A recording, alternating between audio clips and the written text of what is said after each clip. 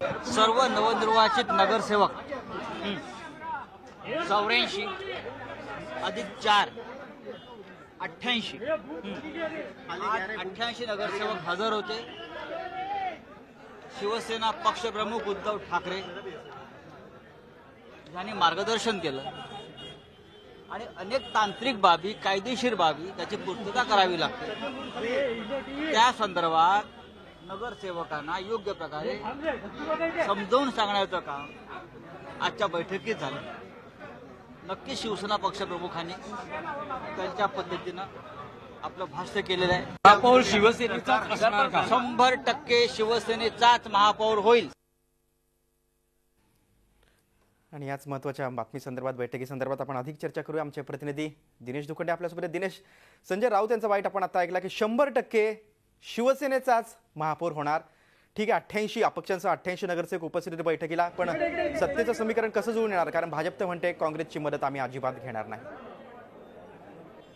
नक्कीच गिरीश, सत्ता स्थापनेच्या दृष्टीने शिवसेनेच्या हालचालींकडे लक्ष असणारच आहे। मात्र आज शिवसेना पक्षप्रमुख उद्धव ठाकरे यांचं नवनिर्वाचित नगरसेवकांना, पक्षाच्या नगरसेवकांना जे मार्गदर्शनपर भाषण होतं ते अत्यंत महत्वाचं होतं। उद्धव ठाकरे यांनी त्यांच्या भाषणातही शिवसेनेचाच महापौर असेल असा आत्मविश्वास व्यक्त केलेला आहे।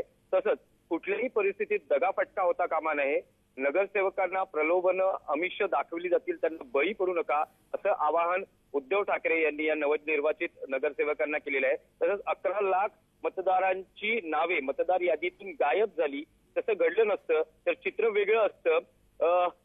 शिवसेनेच्या काही जागा अगदी थोड्या मतांच्या फरकाने पडल्या आहेत असं उद्धव ठाकरे यांनी म्हटलंय। तसेच सत्तेशी लढाई होती, भाजपच्या केंद्रातल्या आणि राज्यातल्या सत्तेशी लढाई करताना शिवसैनिक प्रसंगी वडापाव भाकरी खाऊन रस्त्यावर लढला आणि हे जे यश आहे ते उद्धव ठाकरे यांनी शिवसैनिकांच्या मेहनतीला समर्पित केलेलं आहे। तसंच बाळासाहेब ठाकरे यांनी नक्कीच दिनेश, आता ही मॅजिक फिगर ही कशी शिवसेना जुळून आणणार आणि आता भाजपने जो ठाम नकार दिलेला आहे काँग्रेसच्या मदतीचा, त्याला शिवसेनेच्या गोटातून कसा प्रतिसाद मिळतोय ते बघणं देखील महत्त्वाचं आहे। दिनेश, तुम्ही दिलेल्या सविस्तर माहितीबद्दल धन्यवाद।